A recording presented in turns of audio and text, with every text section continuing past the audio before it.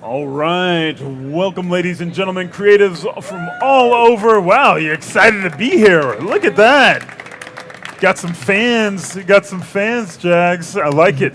So we are here at the Maxon booth, NAB Day 3, 2022, back in person. Not all the virtual stuff, and it was great anyway, because I love seeing you, internet. Don't worry, I still love you. But we're here now. But we're here supporting you through all of the amazing presentations that our artists have. One of which is by my good friend, Jon Jags. So let's give a big round of applause for Jon Jags, and we'll kick it off from here. Hello, everybody. Like Mathias said, I am Jon Jags. I am a 3D artist, motion graphic artist. I make things move, and one of the things I like to think of myself as is a big nerd. So my work really lives in the realm of entertainment products. So board games, accessories for board games, trading cards, tabletop-related things. I work with the company Ultra Pro a lot. So if you're familiar with the hobby space, they make a lot of sleeves and deck boxes and binders.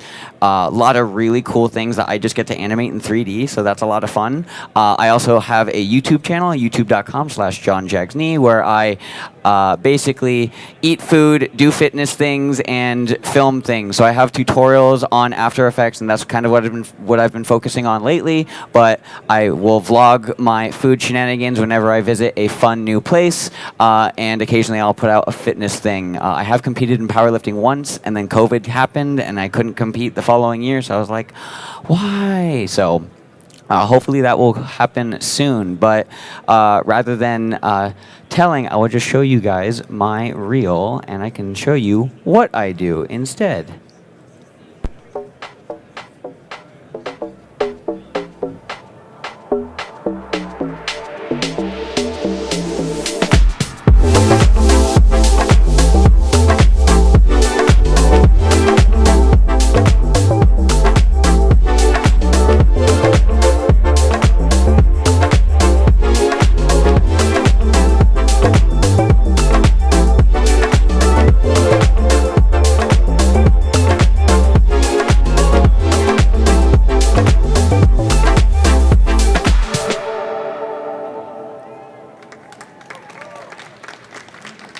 Thank you. So, like I said, a lot of board game stuff, a lot of nerd stuff. So speaking of that, I also remember growing up playing Halo way too much. Halo 3 was my high school. I remember playing with my friends in my attic.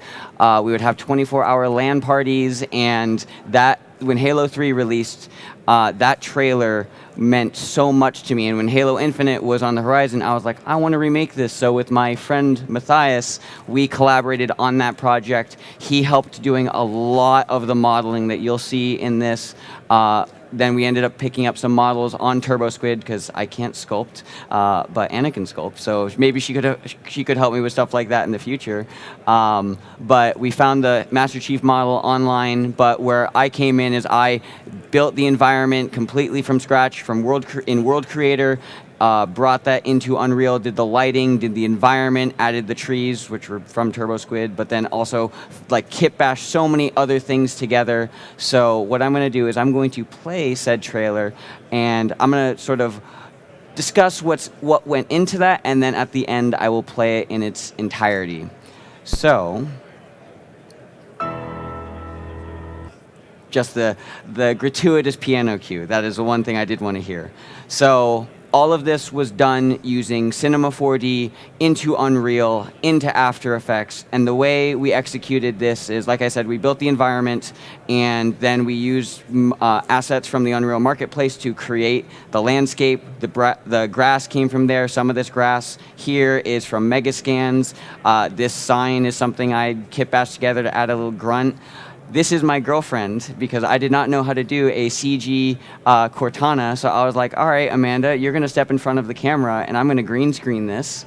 So that came together, and if I scrub through, we get the epic hero shot of the Master Chief, and this was done using motion capture. I'm going to give a shout out to Feeding Wolves on Instagram. She helped us with the motion capture for the final look. We did do Rococo to do the initial walk, and it's just something that I'm really excited about learning. All the Banshee animation, all these ships were done in a combination of Cinema and Unreal.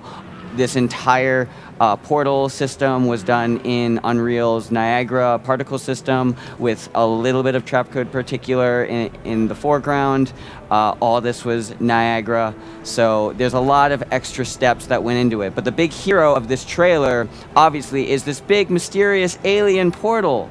And this was modeled by Mathias, and the reason why we use Cinema 4D in this workflow is because cloners and MoGraph are super easy and require like 6 keyframes for 12 different objects, 16 different objects. And it's a really subtle animation, but Cinema made it super duper easy. So my presentation to kick off is going to be importing this base model and doing the animation from Cinema and bringing that into Unreal Engine. So my laptop does not like the complexity of some of these files, so I have to open up Cinema first.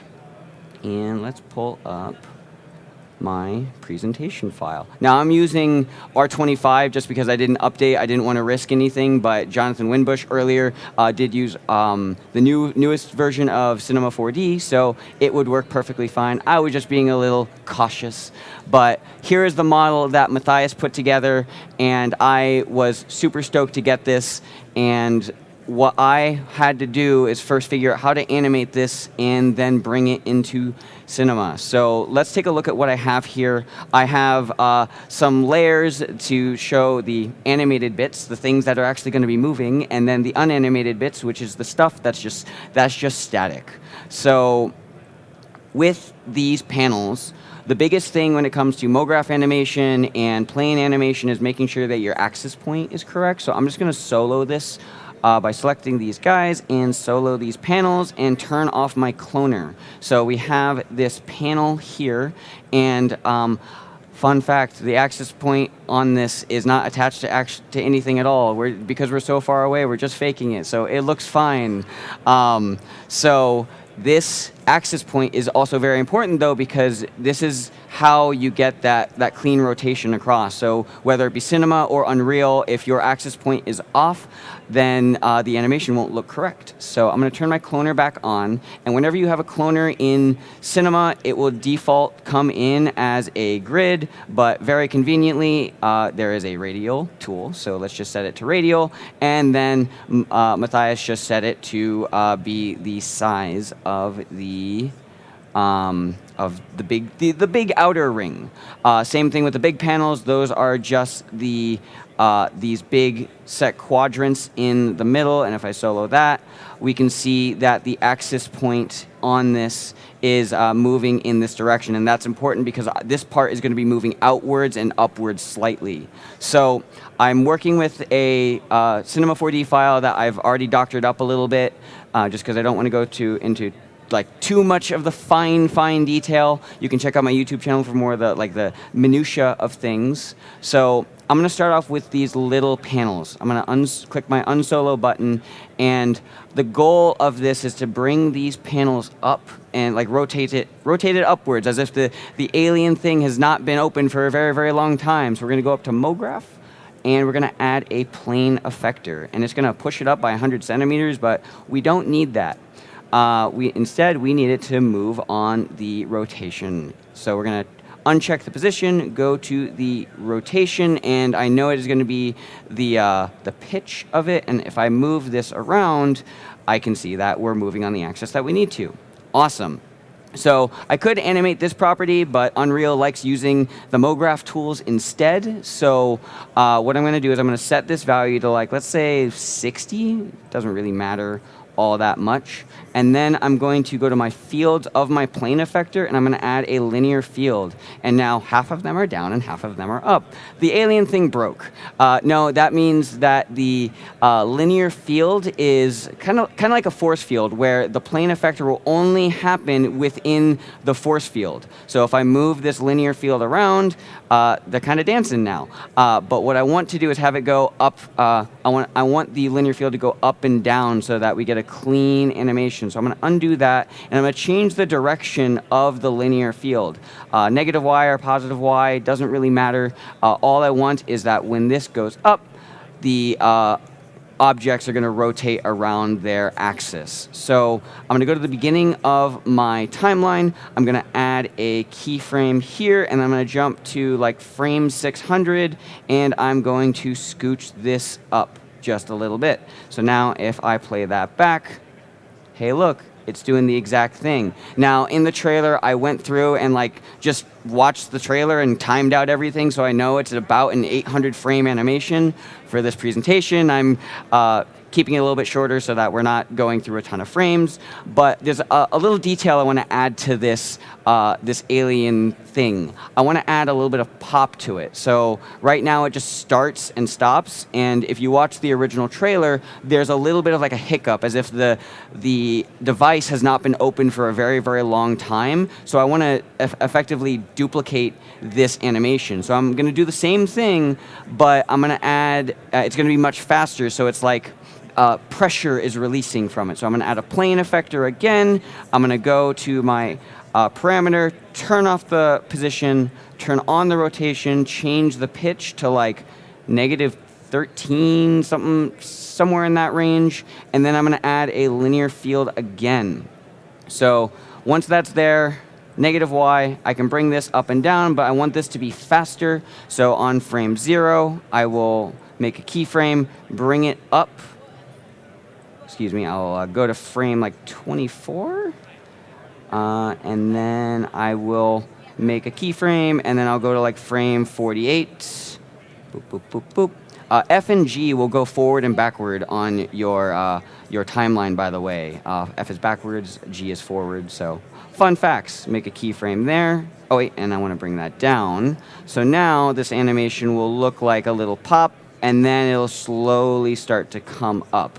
Now, if I watch it, it kind of has like it's not quite as easy. We want to add those nice animation curves to this. So what I want to do is I want to go to my little panels, effectors, and I want to go to MoGraph and delay. And what that's going to do is effectively just add a little bit of ease to it. So the animation will look a little bit softer, a little bit nicer. And I'm going to actually go into my effector and change the strength to like 70%, somewhere in that range. And then I'm going to play it back. There, it's doing the thing. So now I'm going to do the same thing for the big panels. I want them to move outwards and upwards slightly. So same exact principle, MoGraph, effector, plane, and then I'm going to go to the beginning, set my parameters for my plane. I know it's kind of the same thing over and over, but stacking animation can help make things look more complex. I'm going to set the Y to like 2 centimeters, something incredibly subtle. And then I'm going to set the Z, I think it's the Z. Yes, I want it to go out as if it's spreading out. And we're just going to ignore the part that like there's no sliders or anything because we're so far away. It's just magically moving. So once that's there, fields, linear field, -y, and add those keyframes. So bring this down, and then boop, and then scooch forward to the end of the timeline, scooch this up, and then we are good to go. So I'm going to hit save. And now if you were here for Jonathan Winbush's presentation, now we need to get this ready for Unreal Engine. So like I said, I already prepped this file. So if I hit Control-D on my keyboard, I'll see my project settings. I worked in 24 frames, so set the FPS to 24, go to your render settings, set your frame rate to 24, and then you go to your Cineware and make sure all of this is checked. Just check it. It makes it easy. I'm not going to add textures to this because I can also just do that in Unreal, but you could, like Jonathan mentioned earlier. So from here, make sure everything is saved. And then what I'm going to do is I'm going to go to my Unreal file. So let's open up Unreal 5. Now I am using the new version of Unreal 5 for this. However, I did do the original trailer, the remade trailer in 4.27. So they all look great. Like Unreal 5 is just an upgrade, but Unreal 4 was super high quality still, and it was still mostly real time. So now we're on Unreal. I have a sort of base level I was working with, and this is the starter content. So whenever you open up an Unreal file for the first time, there's a checkbox at the bottom that says, hey, do you want to add starter content too? And it makes this sort of default level. So there's some glass and there's a chair and whatnot, but we don't need any of that. We want to bring this into, bring our cinema file into Unreal. So I have this empty scene that I've already prepped with some lights and a sun and all of that. And if you didn't see the presentation earlier, you have to enable the Cinema 4D plugin in Unreal. So you go to your settings, plugins, and then you're going to type C4D, and then make sure you enable this.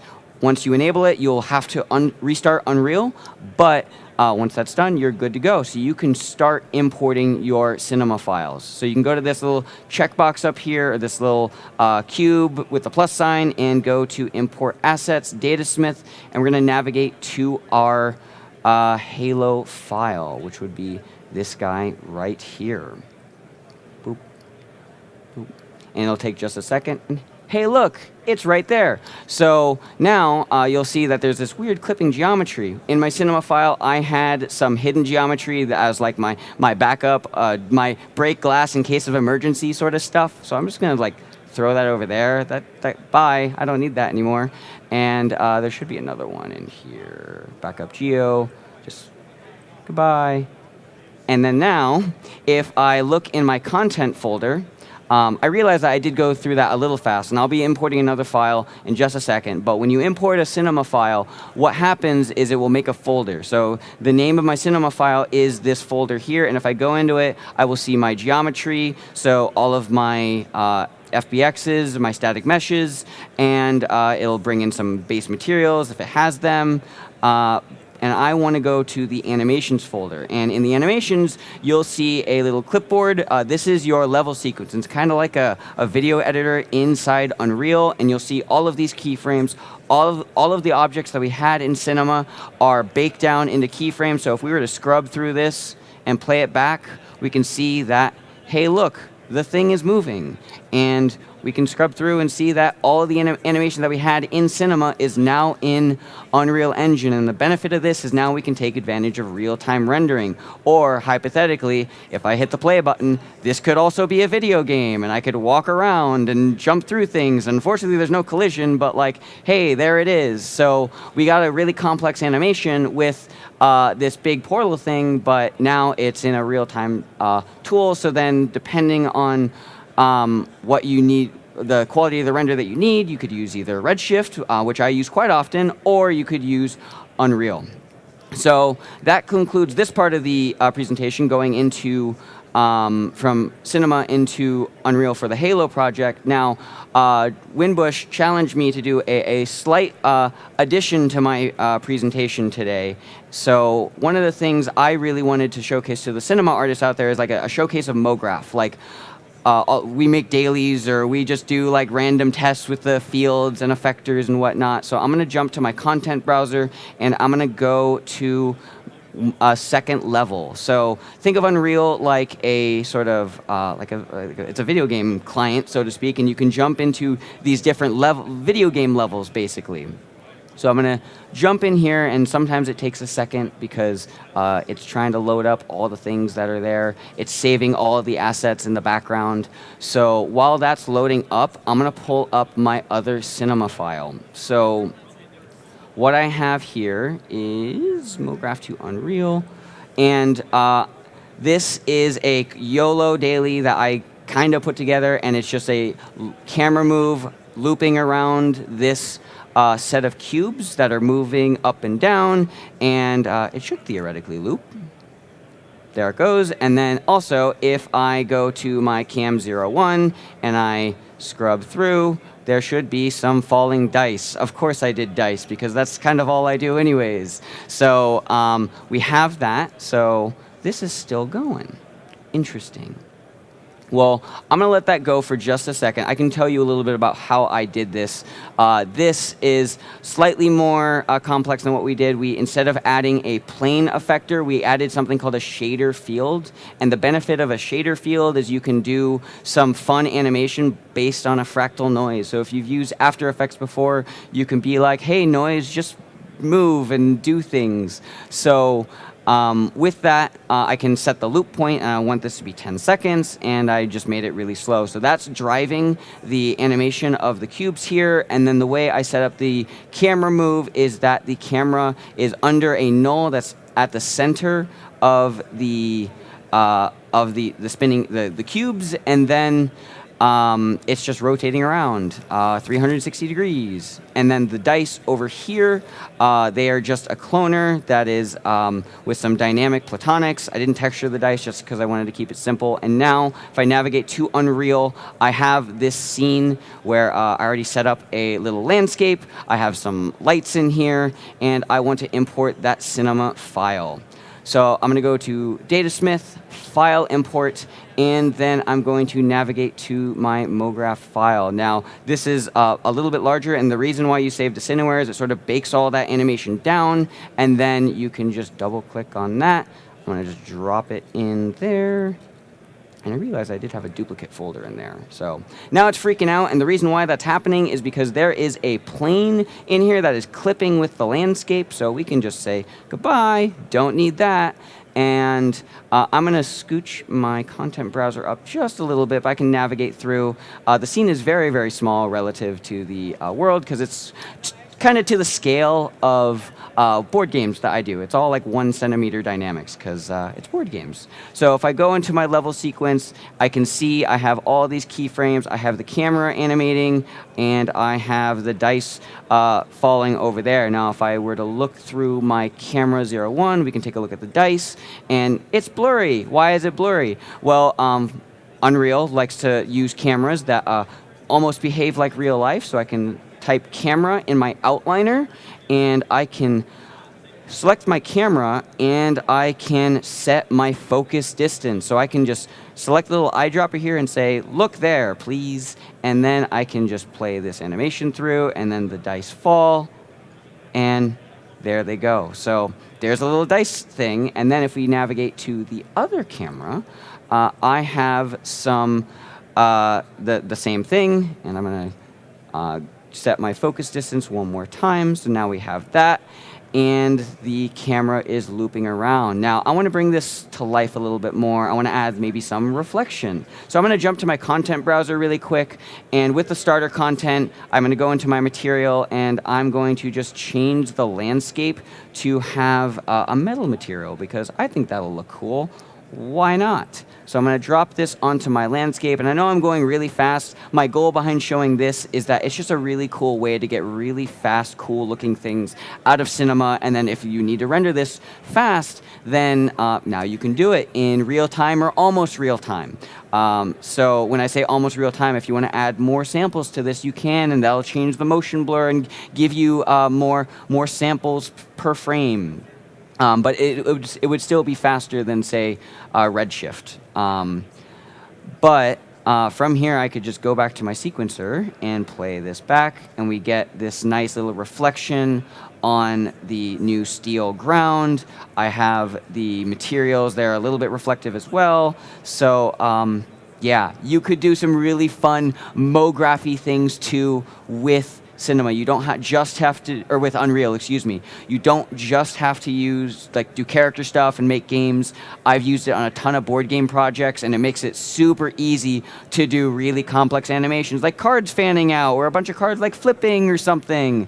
So from here, if you're doing a daily, you could just render this out, bring it in After Effects, do a simple JPEG export or EXRs, whatever you want, but that is, to an extent, my Cinema 4D to Unreal Engine workflow, using Cinema as a tool to do complex animation really, really fast. Like, I did this today in 20 minutes. So it's a lot of fun. And the reason why I really jumped on the Unreal Engine bandwagon is at the time when I was learning it, I had a single 2080 Ti, and I know graphics cards are hard to come across right now, and because of that, I was like, okay, what can I do for my clients to give them really fun, good-looking 3D videos while still not having my computer locked up for weeks on end? So Unreal helped me with that, and now a lot of my projects, I dabble between either Redshift or Unreal, depending on what the project is. So if I have a need for something to look really beautiful, photoreal, like we're showing off textures of a deck box or something, we'll use Redshift. But if we're trying to just showcase a game and do something more narrative-based, voiceover, and explaining a game, I'll use Unreal, because the goal is to explain the game, not really hone in on the visuals. And again, Unreal still looks really good. So that is the end of my Unreal portion. I'm going to make sure this is closed.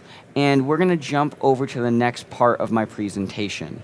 This deck will also be available on my YouTube channel when I'm done with my NAB vlog. I'll just put this in the link if you want to check out some of the steps, and I'll also make an abridged version on YouTube at some point. But the second part of my presentation I'm going to be talking about is how I turned my girlfriend into Cortana. So I filmed this on green screen, obviously. This was in my bedroom, my 1,000 square foot apartment. I use a Sony a7S III and an Aperture 120D light with some extra fill to just like make sure that my key is as good as I could get it for my bedroom. We put in a pre-comp, and then we do some glitchy stuff to really add the detail to make it look like Cortana, add some blurs and displacement to add even more detail, and then we get a look that kind of looks like this. And I'll be honest, all of the YouTubers who we look up to for After Effects tutorials would hate me because none of this is procedural. I did this frame by frame because I felt, to honor the source material, it was important to go frame by frame and really make sure that like the look got as close as I could. It's not quite perfect, but I feel that like glitch effects can have a better look if you really give it that attention to detail and go frame by frame and follow some animation principles. So I'm going to open up After Effects, and we can talk about all of the Trapcode Form things. I should also mention that I did use these effects. The effects I used, rather, I used Trapcode Form, I used Primac Keyer, and a combination between optical flares and null light factory, kind of just depending on what the look was. I don't need that font. So there is the green screen footage, and I am living inside a composition where I have my footage layer and then a bunch of adjustment layers along with my Trapcode Form layer. So I'm just going to get rid of everything really quick. So what I first have to do is I have to key the footage. Keying the footage is relatively simple. Make sure you get a good look. I already have a pre-made garbage mat on this already. But first, I want to add the Primac Keyer. So we'll look up the Primac Keyer, drop it on the footage. And what I love about Primac Keyer is that it allows me to just have just one effect to do a lot of the things that I need to key. If I were to do this with After Effects tools, then I would have to add a couple extra effects, and it just takes longer. And for the Halo trailer, I had a self-imposed deadline of about 2.5 months, and it was just like a Friday afternoon project, because I'm also a freelancer. I have to make money. So Mathias and we would jump on calls, and we would do this. So I needed tools that would help me make this fast. So Primac Keyer helped. I didn't have to really fuss with the key. But once I did the first pass, it still looks kind of gross. It looks bad. So what I like about this is now we can go into some of the foreground and background tools, and I can start painting on the image and say, I want this part. And I'm realizing I'm getting a little bit of detail back in the background, so I can paint that out. Now, a good rule of thumb when it comes to keying is either show your matte or show your show a split screen. I like the split screen just so I can kind of see both. So I'm going to paint in the background now. And then I'm definitely losing a lot of detail there. So I'm going to paint in the foreground. And we're losing the eye there a little bit. And that normally would be a really annoying thing to deal with. But with the core matte that I learned yesterday, you can, anything around, like anything that's like kind of fuzzy in the center of the mat, it'll just fill in. So thanks, Primat. And then the last thing, if I turn off my split screen, I can see on her hair there's a little bit of spill. Now, let's be real, I am definitely doing overkill on this because I'm going to add a tritone and a bunch of glitch stuff to this anyway, so who cares? But just to say, hey, there's a spill killer built into this. There goes the green. So this looks like a pretty good key in my eyes.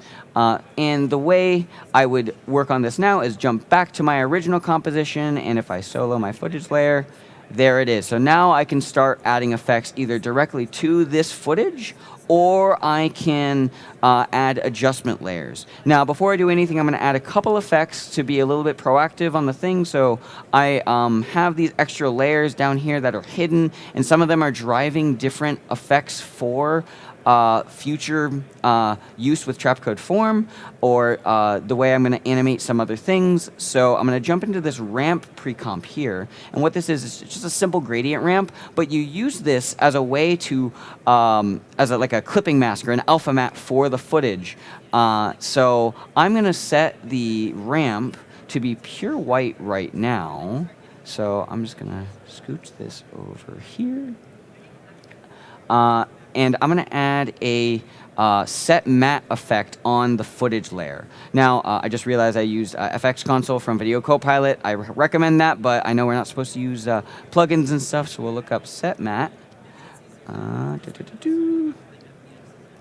then I'm going to set the take matte from layer to the ramp, and I'm going to set that to the luminance value. Now, nothing's going to happen because it is pure white, but if I were to jump into this ramp and just theoretically pull this over and jump back out, I can see that now that gradient is applying an opacity mask sort of thing to that footage. So I know I'm going to use this later. Don't want to go there. I want to go here. I'm going to set this back to white and make sure that these are hold keyframes so that it's not moving back and forth.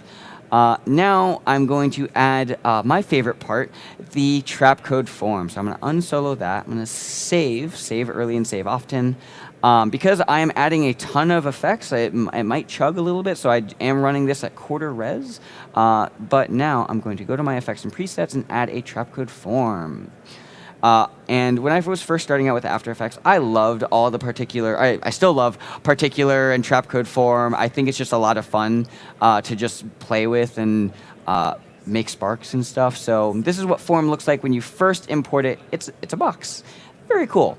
But we could make this better. So the first thing I'm going to do is I want to change the base form. So it's basically like Form, as opposed to Trapcode Particular, is particles that will live indefinitely unless you tell them not to or to do a different thing. So I'm going to go to my base form size, and I'm going to change the linked to individual. And the reason why I want to do this is I want my footage, my form, to be the same size as my footage composition. So I know that my footage composition, everything I'm working in is 1920 by 1080. So I'm going to go to my form, set this to 1920 by 1080, and then I'll set the Z to like maybe 50 for now. And then I'm going to add way more particles. One rule of thumb, so that you're not like really pushing your hardware, I take however big the base form size is in the X and Y, and I just divide that by 10, and that's just like a good starting point. So 192, and then 108. And that should give me enough particles without like really cranking it and going overboard. Now, if I go through my reference, and little pro tip, is I like to put my reference video, if I ever have a reference video, I put it in the lower right-hand corner, and if you right-click on that layer, you can set it as a guide layer, and that will not render that layer when you go to your output. So now I can have my reference there. Now, if I scrub through and I look at one of these frames, I can see that the blocks, it's a square. So fortunately, in Trapcode Form, you can change the particle to a square. You could also do some random shapes if you want. You could do a star. You could do a cloudlet, anything, pretty much anything you want. I'm going to change the size to 4 just to start, and I like adding size random, and then same thing with the opacity random. It just makes it look a little bit more organic, and hey, that looks kind of cool. Kind of looks like a fractal noise, because that's probably how all of this stuff is driven.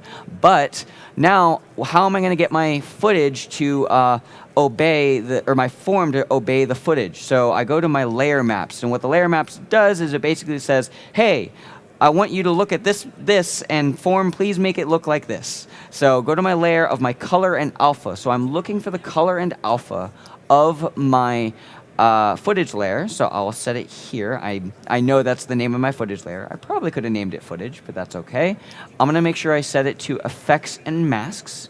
I'm going to set the functionality to RGBA, and then I'm going to set to map to X and Y. And hey, look, there's the footage again. And if we jump into the ramp, because I want to get rid of that for now, because I'm further down in the timeline where there's actually keyframes, rather. There is the footage, and if we want to add more detail to this, save really quick, I can just add more particles. And now we're getting that figure back. Cool. So now I want to start adding some effects to help bring out the Cortana look. Because if any of you have played Halo, you know she's blue and Amanda's not blue right now. And I really wanted to paint her blue because I knew that would be a severe inconvenience, but I knew I could do it in post instead. So I'm going to add a tritone. So if I go to my tritone,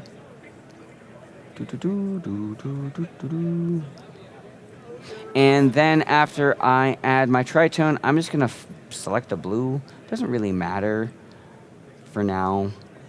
I did color pick from the original trailer, but I didn't get a hex code or anything, so I was like, sure, that's fine. Now I'm going to add another Red Giant tool that I love, and that is an Optical Glow. I just love the Optical Glow from Red Giant. It is, once I discovered it, I was just like, I'm just always going to use this because it just looks super nice. The fall off on it is really cool. Now I'm also realizing some of my matte is getting caught up in there, so I'm just going to go in there and make sure I turn on my mask, and then I'm going to add a little bit of matte blur. Boop.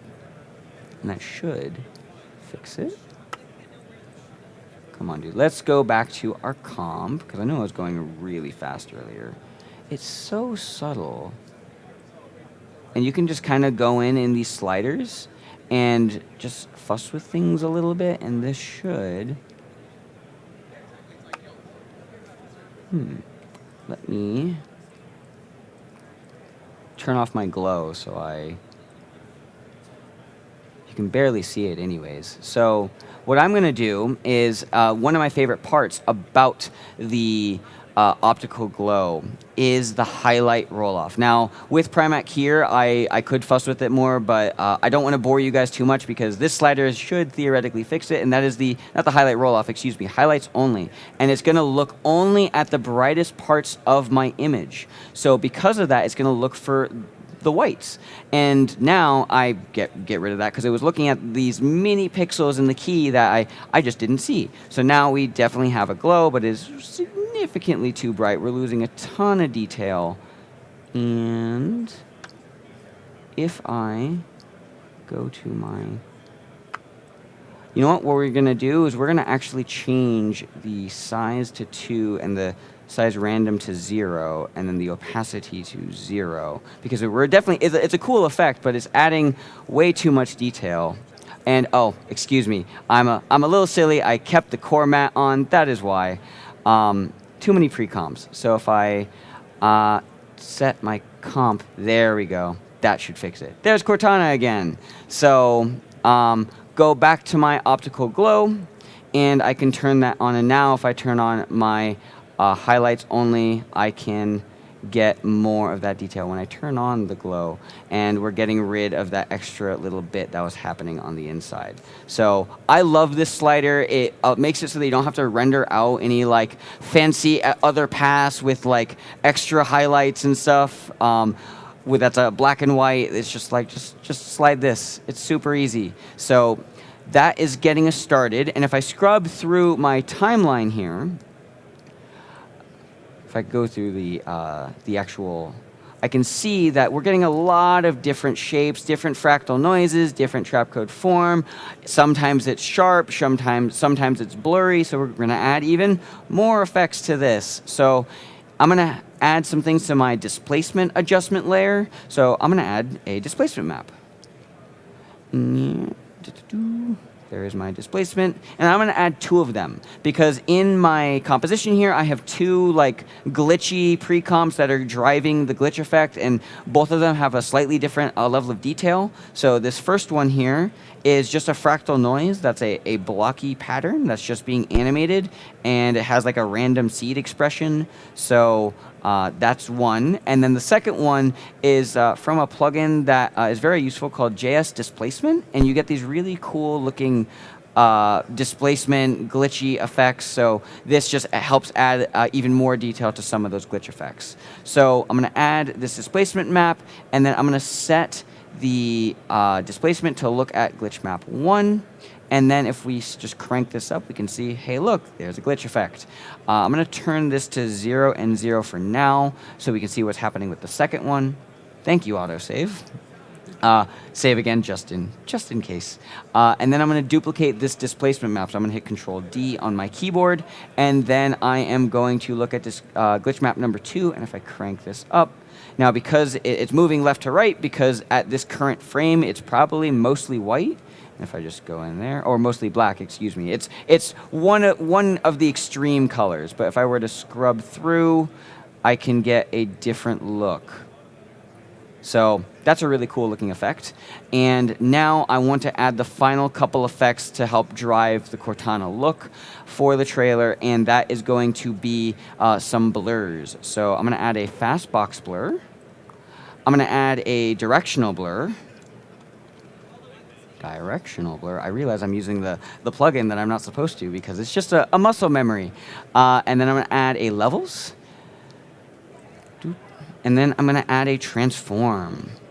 And the reason why I have the transform is it's purely a driver to just turn off everything. Because there's some frames of the Cortana animation where she's just not there. And rather than going to every single layer and turning it off, I just have like one effect at the very top that's just like off. Just go off. So I see here on my timeline that I have a little marker saying start. So this is kind of where the first frame happens. So I'm going to add keyframes to all the things that I know I'm going to be animating, and I might have to add more, but I know I'm going to be animating the histogram at some point. I'm going to animate the blur level of the directional blur. I'm going to add a keyframe to the fastbox blur, go to the displacement, add a keyframe for both the horizontal and vertical, go to the glows. I'm going to add a keyframe to the amount and the size so that I can make it either brighter or less bright. To the highlight roll-off, just for fun. Also what I like about Trapcode, the optical glows, you can change the vibrance, so I'm just going to make it more blue, just for fun. You could also theoretically colorize it if you want. And then in the form, there's a lot of things we're going to be keyframing. So I'm going to add a keyframe to the base form size, for the X, Y, and Z, the number of particles. I'm going to go to my particle type, animate the size random, opacity random. Let's just crank this up so it looks a little bit more organic. And then I'm going to go to the disperse. And this is going to be the most fun part of Trapcode Form. The way we get that look of like the blocky bits happening all at once is we just crank this value, crank it, and there it goes. So this is how we drove a lot of the glitch effects that I just didn't want to do in 3D. We had to do this faster, so I was like, Trapcode Form is probably the answer for this. So add a keyframe there. I'll just set that to 0. And then once all of that is done, last thing, I should add a keyframe to the opacity of my footage layer. And I'm going to turn this on. And I'm going to start on this first frame. And this is where the frame-by-frame animation happened. Now, if I look at this frame, it is, and it's a little blurry because I got this online and it's the best quality I could get, but you see a little bit of blue right there. So I did all of those effects, and now I'm just going to do something incredibly subtle, and I'm going to change the base form size to like 20, 20, and 20. And then I'm going to set the opacity of my footage layer to 0. And now we're going to get that little shape right there. Now, it's not quite as glitchy, so I'm going to turn off the displacement map there, and then that gets pretty close to what I need. And this is basically where the frame by frame happens. So now I would go to the next frame, and the next frame, and look for something that is different. So it starts kind of small, and then if I go next, it's a little bit bigger. So I can just go to the Trapcode Form, and I can change the X size to like maybe 50 and 30. I just want it to be a little bit bigger. I want it to be a little bit wider. That looks fine.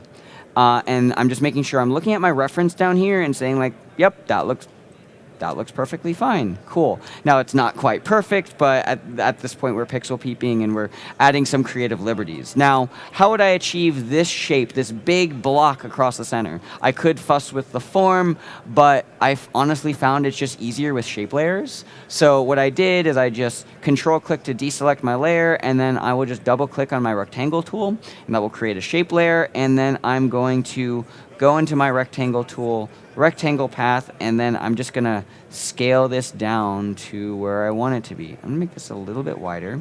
Thank you, autosave. And I have autosave on every 5 minutes because sometimes I just abuse my computers, and they don't like it when I add too many things. So now I have this shape. I'm gonna make it a little bit wider, and then I'm going to Control Alt and then down arrow, and that will bring this lower on my my layer sheet, my timeline. So now I have this, and I want to set the in point. So if I hold Alt and then left bracket, that will set my in point. And then I know for this next set of like 5 frames, I'm going to keep this shape layer because I've practiced this a lot. So these next couple frames, I'm going to utilize this shape layer for like these 3 frames. So I'm going to hold Alt and then right bracket, and that will set my in and out point. And then from here, I can start animating this shape. Now, if I look at the reference frame here, there's a little extra detail on the top and bottom, and like I'm really pixel peeping at this point, but let's make it work. Now, why do we have the Trapcode Form? Well, we can use that to help drive some extra detail. So I'm gonna increase the X size just a little bit, and then the Y size just a little bit, and that's gonna help bring back some of that character. I'm going to make it wider, and it definitely looks like the bottom of her neck. So I'm just going to scooch that down, scooch it up, just find a nice sweet spot. And then the reason why I have all of these blurs is that I can start like getting rid of that extra detail up there. So I can just blur that, and then maybe blur this just a little bit. And then I'm going to go back to my form, and then I'm going to make the size Y just a touch bigger. Too big. So yeah, that adds a little extra bit. And what I'm actually going to do is I'm going to go into my shape layer now, and I see it's not quite a perfect rectangle. So with the rectangle path selected, I will right-click and then convert to Bezier path. And this will just make it like a standard path. And I'm going to keyframe this because I know I'm going to be animating this. And I'm going to select these points. I'm going to crunch them down by hitting Control-T and then holding Shift. And then I'm going to hit G on my keyboard. Well, escape first so I can leave the transform tool, hit G. And I'm going to add a point right here and then a point right here. V, select these points, G, Alt-click, and I know I'm going through keyboard shortcuts really fast, but I want to make these a little bit rounder so it looks a little bit more organic. And then I'm going to select these points and then crush it down. Oh, undo that. Don't want to do that much. Bring that down and kind of just try and match this shape down here and get a little extra detail. Scooch this down.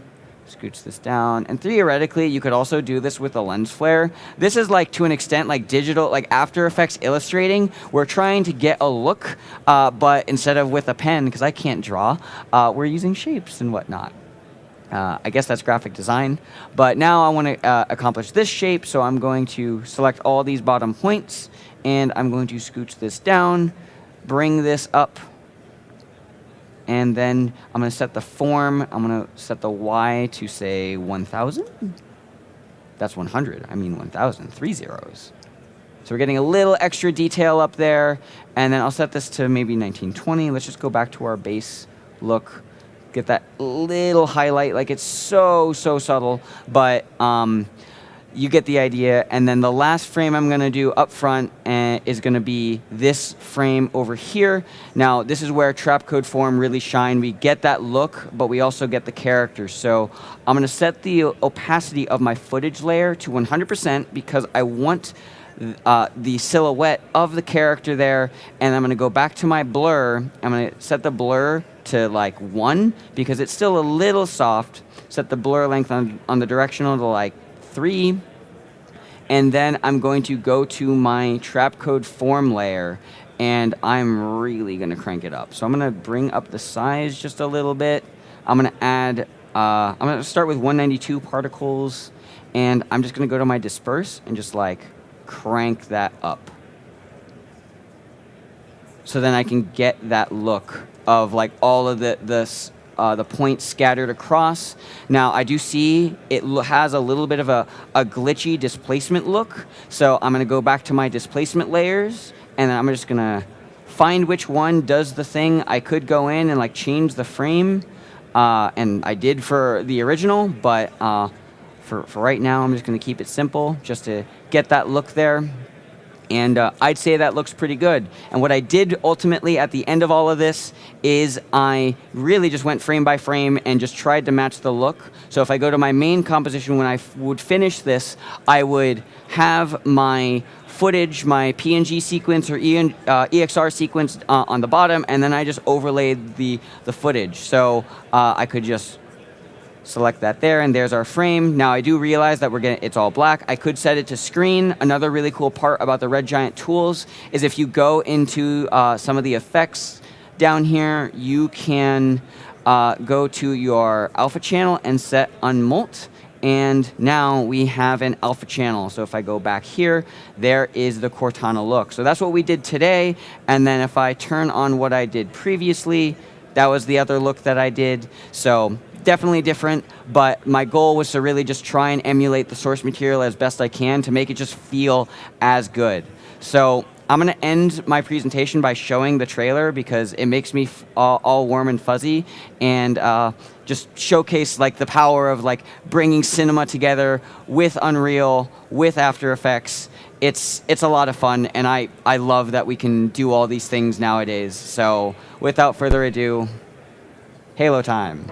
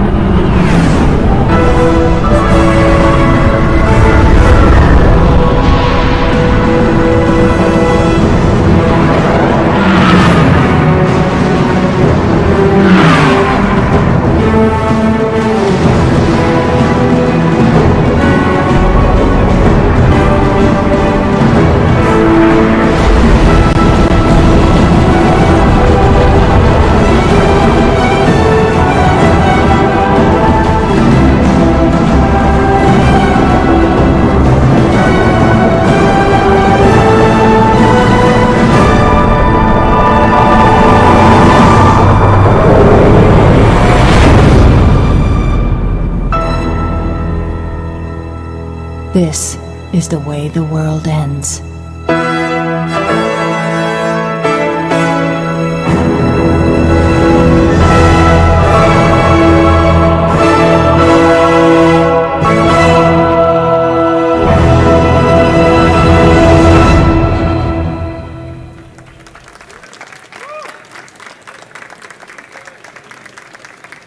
So that was a super passion project, and I'm looking to do more game trailers at some point. I'm honestly thinking about doing the new Halo trailer. Their Halo 3 other trailer, there's 2 of them, and I'm like, I could do that in Redshift now. So that might be a thing, but that effectively concludes my presentation. So go make cool stuff. Awesome job, brother. Awesome job. Nailed the time, too. Look at that. So pro, this guy. So we have time for a couple live questions. Live questions. The beautiful thing about Jags is he also has recorded a lot of breakdowns on this, too. So if you haven't followed his channel or anything else, definitely follow his channel. He gives a lot more breakdowns. So if you're interested, he'll also be hanging out with us today and tomorrow. So if you see him around, you'll see him around probably filming and things, as well as he'll be back answering any questions. So if that's not it, we'll jump to the internet. But the thing is, you did such a thorough job. Hold on, internet, Michelle, Lily? No questions. Excellent job. Awesome. So we will be back right after these messages for our next presenter, the one, the only. You guys know him. You guys love him. Our leader of our community. The one and only people. So hang out, folks. We'll be right back after this. So thanks again, Jags. We'll see you in about 5-10 minutes. Get them set up. Thank you.